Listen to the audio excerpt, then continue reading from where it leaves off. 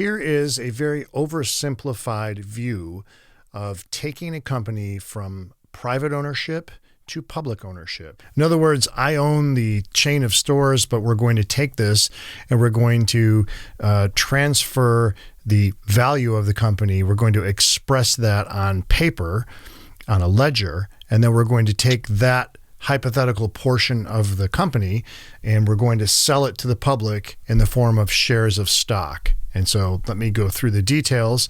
You can see in the notes that I'll include in this video if you want to follow along what the value of the stock does, what the dividends are, what a quarter is, and how this thing works in very simple terms. So let's suppose I have a sneaker store, and gradually over time, I open up a second store and I'm successful. And it's just me and a handful of employees who got the thing going. But pretty soon I'm in a neighboring city and then in other cities in the state.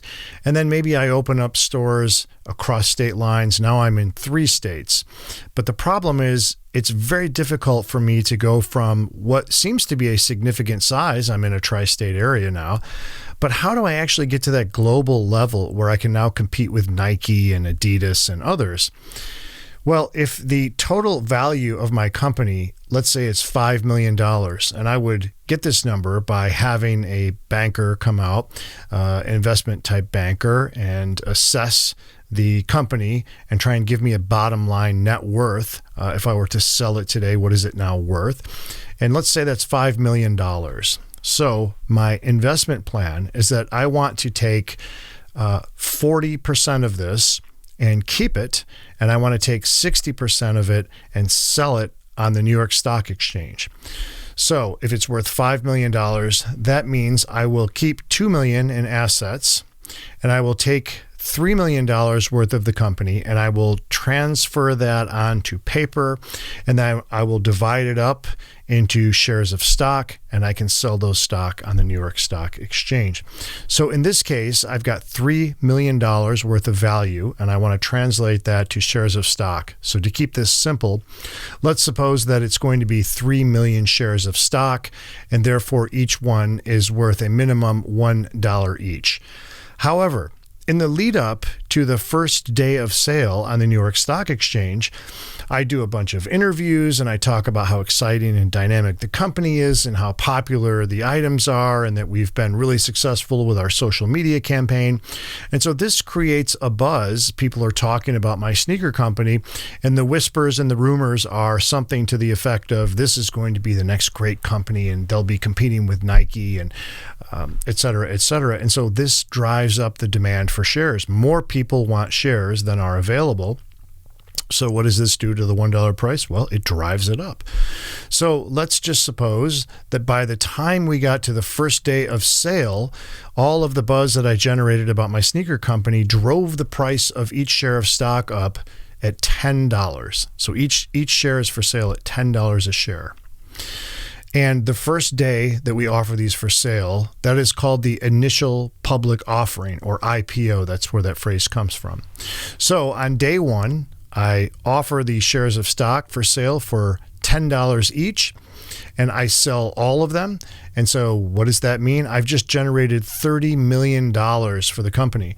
Now I can take that chunk of investment, that $30 million, and I can use that to invest heavily. Then I can open up dozens of new stores all up the Western Seaboard, and maybe I open up one in Canada, and I start getting that global reach to be able to compete with the big sneaker companies. If I had tried to get a loan based on my $5 million of assessed value, I probably wouldn't be able to get much of a loan beyond $5 million because that's all the collateral would cover. But now, by converting about 60%, so just over half of my company into shares of stock, I was able to sell them on the New York Stock Exchange and generate instead $30 million. And so this, by selling off some of it to the public, I am able to get a big amount of money to invest, and then I can take it to the next level, something I wouldn't have been able to do had I not sold part of this to the public.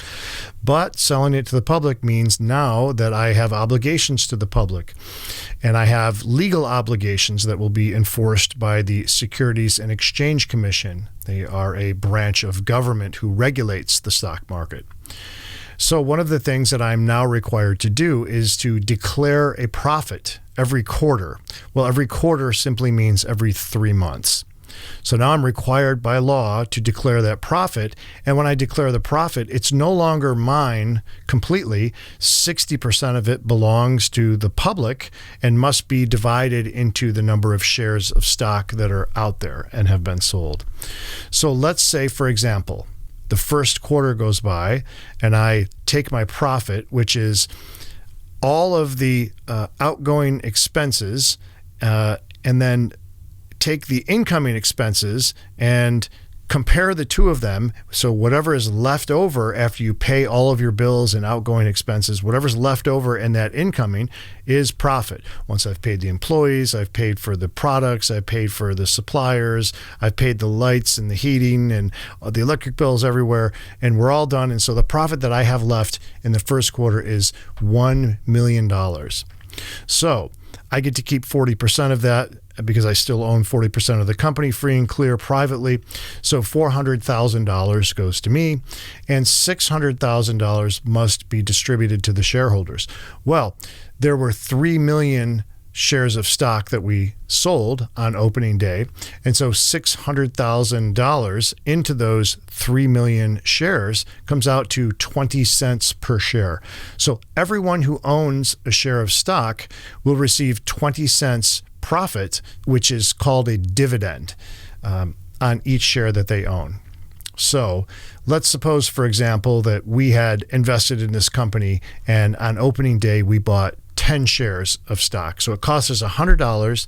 We have 10 shares of my sneaker company. And now we will get a check for $2, 20 cents times 10, 20 cents times the 10 shares that we purchased. Okay. So now let's suppose 3 more months go by, end of the second quarter of the year. Now we have to declare profit again. This time we made $2 million. So simply double everything. We're now able to keep $800,000 in the private portion of the company, and we must take and distribute $1.2 million to the shareholders, or among the 3 million shares of stock that are out there. So that means 40 cents per share will be the dividend. Every share of stock on all 3 million of those will receive 40 cents. And since we had purchased 10 shares in our hypothetical stock purchase on day one, we will now receive a check for $4.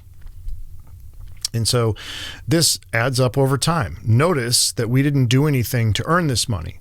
We didn't set an alarm clock. We didn't get up and drive through rush hour traffic and go to work and punch a clock and work all day and come home tired and nothing. All we did was own the stock, and then like magic, a share of the profit was given to us simply for owning the stock. No work necessary, no stress necessary, no nothing.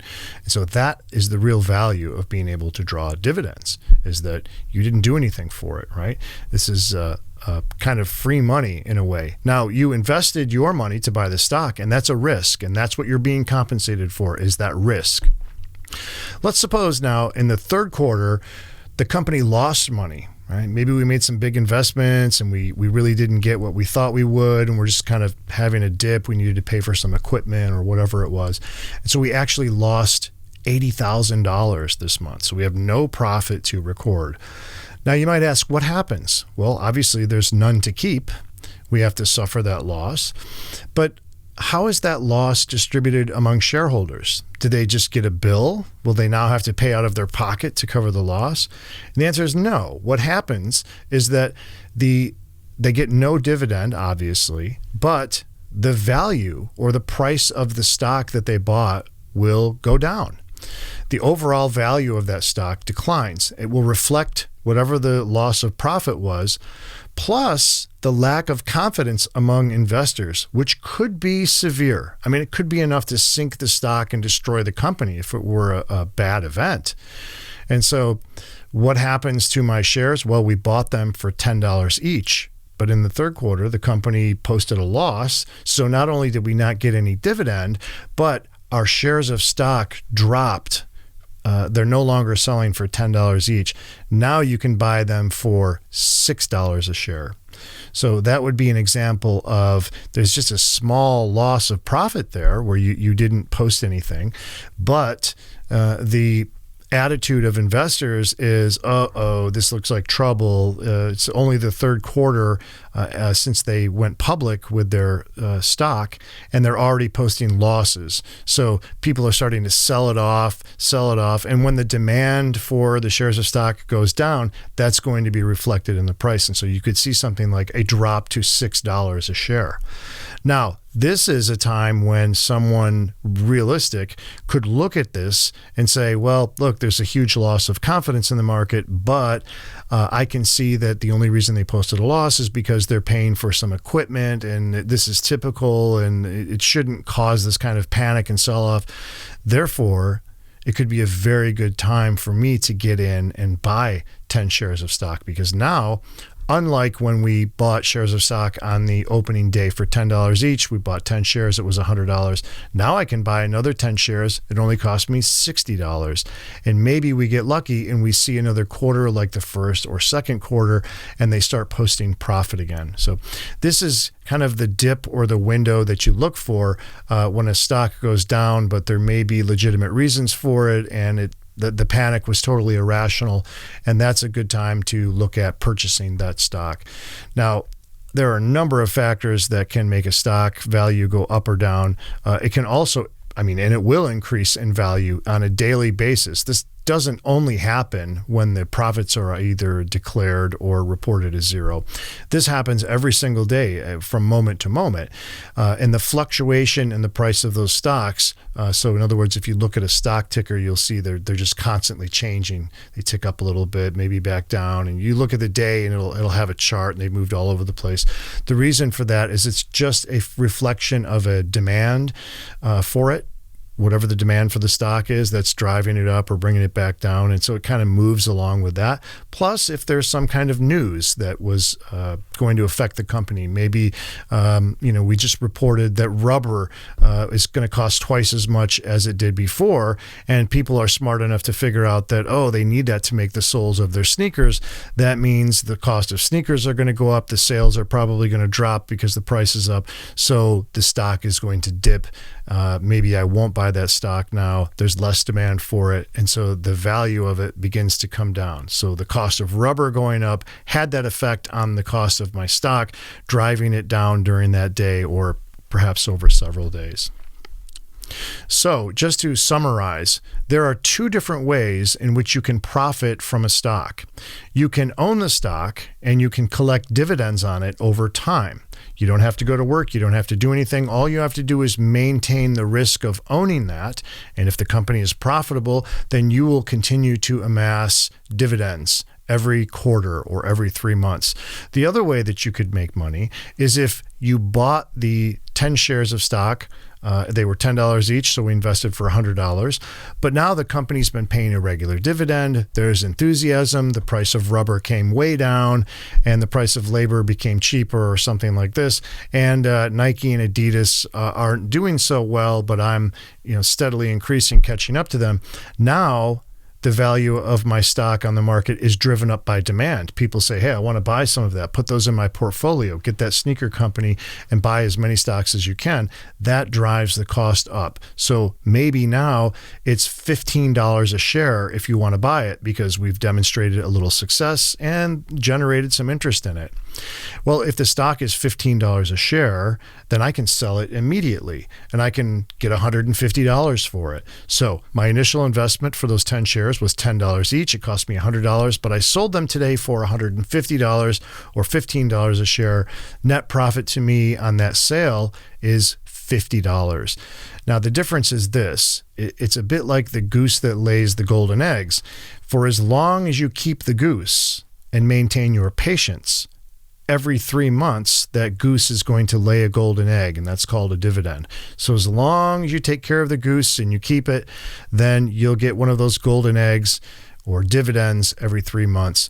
But if you got greedy or you just needed the money, you could kill the goose and open it up and take all the eggs in it. Maybe there's 8 or 9 eggs in there. And so you would get them all at once and then you could go spend them. But the problem is once you've done that, the goose is gone. It's never going to lay another egg again. And the experiment has ended. So if you hang on to a stock and collect the dividends, you can do that in perpetuity until you decide you want to sell the stock off. Or the other way to profit, you can sell the stock when it's gone up in value. But if you do that, you may get a sizable chunk of money, hopefully. But once the sale is complete, the stock is gone forever. You'll never get another dividend. So it's wise to hang on to a stock that pays a good dividend. So there are a few companies out there that do. UPS pays a very nice dividend.